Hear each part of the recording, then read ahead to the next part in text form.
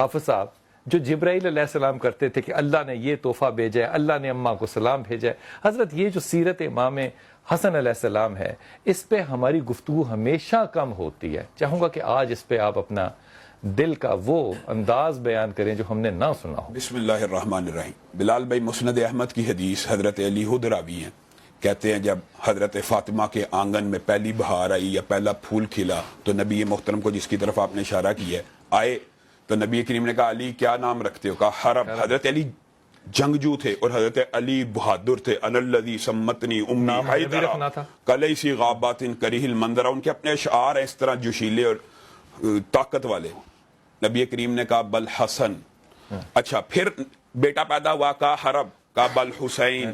پھر بیٹا پیدا ہوا, کہا حرب, کہا بل محسن. اور نبی کریم نے جو تمثیل پیش کی وہ کتنی عمدہ ہے. کہا میں تیرے ساتھ وہ معاملہ کر رہا ہوں جو موسیٰ نے ہارون کے ساتھ کیا تھا, شبر شبیر اور نام رکھ کے. واہ واہ واہ. میں, اور یہ حدیث صحیح ہے, نبی کریم نے کہا میری تیرے ساتھ وہی نسبت ہے جو موسیٰ کی ہارون کے ساتھ نسبت ہے. علی بتا میرے بعد نبی نہیں کوئی نہیں.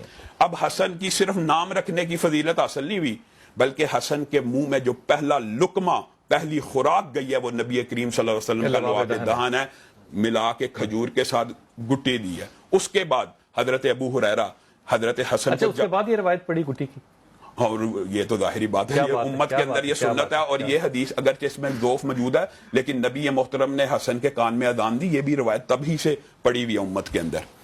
حضرت ابو ہریرہ نبی کریم صلی اللہ علیہ وسلم کی معمولات کو دیکھا کرتے تھے. حسن آئے, کہا حسن رکیے.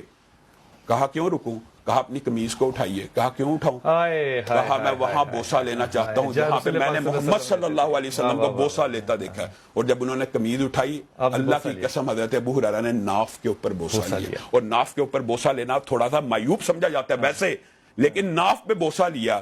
اور حضرت امیر معاویہ بیان کرتے ہیں, جن کے ساتھ سمجھتے ہیں لوگ, حضرت امیر معاویہ نے کہا اللہ کی قسم میں نے رسول اللہ کو حسن کے ہونٹوں پہ بوسہ دیتے ہوئے دیکھا ہے, اور جس ہونٹ کے اوپر نبی محترم بوسہ دے دیں اس کے اوپر تو جہنم کی آگ حرام ہو جاتی ہے. آپ بتائیں حضرت حسن کی سیرت کے اندر حضرت حذیفہ کا کتنا مشہور واقعہ, ہم تک یہ حدیث پہنچی. حضرت حذیفہ بیان کرتے ہیں کہ والدہ کے ساتھ کچھ بات ہوئی, میں گیا, میں کہا نبی کریم صلی اللہ علیہ وسلم سے والدہ اور اپنی معافی کی دعا کروا لیتا ہوں. آپ نے جو فرشتے کی نزول کی بات کی ہے, کہا مغرب اور عشاء پڑھی, ایک بندہ آیا نبی کریم سے کچھ بات کر کے چلا گیا. میں نے نبی کریم سے دعا کی, نبی کریم نے میرے حق میں مغفرت کی دعا کی, اور کہا حذیفہ پتہ کون آیا تھا؟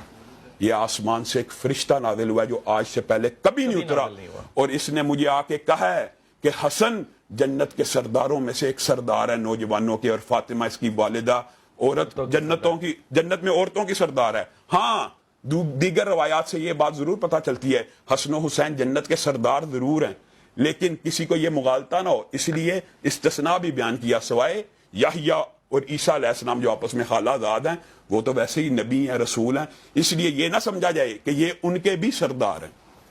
وہ چھوڑ کے گئے ہیں. یہ شبہت ہے, جیسے چھوڑ کے وسائل ہیں لیکن میں نے وہی سنت اختیار کرنی ہے جس طرح. ویسے میں ایک بات کہنا یہ چاہتا ہوں, اس کی طرف بھی آتا ہوں کہ نبی محترم صلی اللہ علیہ وسلم یا عموماً آپ بھی ہم بھی اپنے بچوں کو پیار کرتے ہیں, بوسہ دیتے ہیں, گلے لگاتے ہیں, لیکن پیار کا جو انداز حسن و حسین کے ساتھ نبی محترم نے کیا, آپ بتائیں تاریخ میں ملتا ہے نبی کریم صلی اللہ علیہ وسلم ان کو سونگا کرتے تھے. ماں کا نہیں ملتا, بتائیں ماں کا نہیں ملتا. سونگنا محبت کا کون سا انداز ہے, اور کہا یہ میری خوشبو ہے, جنت کے دو پھول ہیں, یہ دنیا کے اندر خوشبودار دو پھول ہیں. اور ان کو آتے دیکھا خطبہ دے رہے ہیں. آپ کو پتا نا جمعے کے اندر نبی کریم نے کہا جو صف کو بھی توڑے لگا برکت کر رہا ہے. دونوں آ رہے ہیں, نبی کریم خطبہ چھوڑ کے ان کی طرف بڑھ کے آگے کہتے ہیں انما اموالکم واولادکم فتنہ, بے شک مجھے خطرہ تھا کہیں میرا حسن گر نہ جائے, میں نے آگے آ کے پکڑ لیا, یعنی کہیں گر نہ جائے. اور حضرت محمد رسول اللہ صلی اللہ علیہ وسلم جب سجدہ کیا کرتے تھے, حسن ان کی پشت پہ سوار ہو جاتے تھے. اب جو شباہت کی بات آئی ہے نا, وہ یہاں سے نکلتی ہے. نبی کریم سجدہ لمبا کرتے تھے, اور بعض روایات میں یہ بھی آتا ہے نبی کریم صلی اللہ علیہ وسلم ان کو جھولے دیا کرتے تھے, تو وہ کہتے تھے کہ دیکھو کتنی عمدہ میں تمہاری سواری ہوں اور تم کتنے عمدہ سوار ہو. ایک مرتبہ حسن کو دیکھا, حضرت ابو بکر حضرت علی کٹھے جا رہے ہیں. نبی کریم صلی اللہ علیہ وسلم کی سنت کو زندہ کرنے کے لیے حضرت ابو بکر نے حضرت حسن کو پکڑا اور کہا علی, دوستی, ایک فرینکنس, تیرے سے اس کی شکل نہیں ملتی, یہ سراپا سارا محمد کا محمد صلی ہے، اللہ اور اس علیہ وجہ سے میں وسلم اس کو چوم رہا ہوں، علی کے بیٹے ہونے کی وجہ سے نہیں، محمد کا نواسا ہونے کی وجہ سے، اور اس کو اپنے کندھے پہ سوار کیا اور کہا میں محمد رسول اللہ صلی اللہ علیہ وسلم کی سنت زندہ کر رہا ہوں۔ جب ایک بندے نے نبی کریم سے پوچھا تھا کتنی عمدہ سواری ہے حسن کی، تو نبی کریم نے کہا تھا دیکھ سوار کیسے، کتنا اعلیٰ ہے وقینار لے، وہ 4000 بکری اور 4000 دینار لے کے مدینہ سے رخصت ہوئی، ایک بکری کے بدلے۔ ایک بکری کے بدلے، اگر ایک بکری مخلوق کے کی بدلے۔ جود و سخا یہ ہے تو رب کی کیا ہوگی؟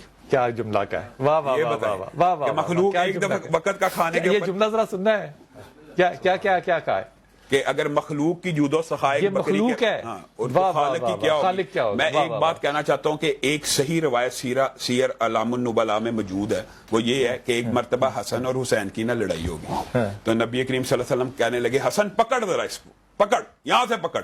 حضرت عائشہ نے کہا آپ کیا کرتے ہیں، بڑے بچے کی سائیڈ لے رہے ہیں؟ عرب میں معمول تھا کہ چھوٹے بچے کی سائیڈ لی جاتی ہے۔ کہا تجھے کیا پتا، جبریل حسین کی سائیڈ لے رہا ہے، اور میں آپ سے کہہ رہا تھا نا جبریل کئی کاموں کے لیے محبت کرنے والے نہیں ہوں گے، بلکہ ان محبت کرنے والوں سے جو محبت کرتا ہے وہ بھی ساتھ جنت ہوگا۔ والا ہے۔ ایک پہلو حضرت حسن کی زندگی کا ہمیں ضرور اجاگر کرنا چاہیے، وہ جو ان کے اندر نرمی اور رقت ہے نا، وہ جو ایک خاص پہلو ہے کہ ہر جگہ ڈٹ جانا ہی نہیں ٹھیک، کبھی امت کے مفاد میں ہٹ جانا بھی ٹھیک ہوتا ہے۔ یہ جو سیرت کا پہلو ہے نا، یہ سب اچھا جملہ کیا ہے، ڈٹ جانا ہی نہیں ٹھیک، امت کے لیے ہٹ جانا بھی ٹھیک ہے۔ یہ حضرت حسن کی سیرت کے اندر نبی کریم صلی اللہ علیہ وسلم نے جس بچے کی پرورش ایسے کی ہو، بتائیے نبی کریم کا کتنا اعلیٰ مقام ہے۔ اللہ کی قسم صحیح احادیث سے ملتا ہے، نبی کریم حسن کو دیکھ کے نا زبان باہر نکال لیتے تھے کہ بچہ زبان کو دیکھ کے اٹریکٹ ہوگا، میری طرف بڑھے گا، تیزی سے آئے گا۔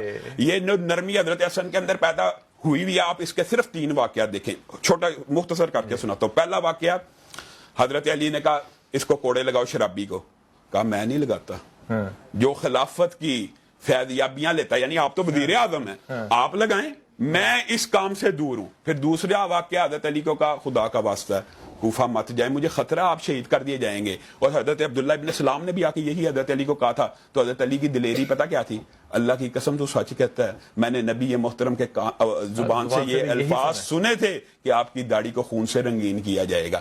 یہ نرمی ہے، اور اسی نرمی کا آخری پہلو جو نبی کریم صلی اللہ علیہ وسلم نے کہا یہ میرا بیٹا سردار ہے، آخرت کا سردار نہیں ہے، اس دنیا کا بھی سردار ہے۔ وجہ یہ مسلمانوں کے 2 عظیم گروہوں کے مابین صلح کروائے گا۔ ساری احادیث کی کتابوں میں یہ حدیث موجود ہے۔ اس کے اندر یہ اشکال بھی رفع ہوتا ہے کہ معاذ اللہ کچھ لوگ جو سمجھتے ہیں کہ حضرت حسن نے کافروں سے صلح کر لی، نبی کریم نے کہا یہ میرا بیٹا سردار ہے جو مسلمانوں کے 2 عظیم الشان گروہوں میں صلح کروائے گا۔ بتائیے 41 سنہ ہجری میں حضرت حسن نے کس طرح ہٹ کے قربانی دی ہے کہ پوری امت ایک خلیفہ کے اوپر متفق ہوگی۔ کیا بات ہے، کیا بات ہے حضور، آخری جملہ پھر کرنا چاہیے، قریب آنا چاہیے، دسترخوان بچھانا چاہیے، اور امام حسن کے نام پہ دسترخوان بچھا کے ہم اکٹھے ہو جائیں، تو میں سمجھتا ہوں کہ بہت سی دنیا ختم ہو جائیں گی اور دشمن اپنی سازشوں میں ڈاکٹر صاحب اس دسترخوان کا مطلب صرف روٹی کا دسترخوان نہیں ہے، یہ ادب کا بھی ہوگا، یہ روٹی ڈپلومیسی ہے۔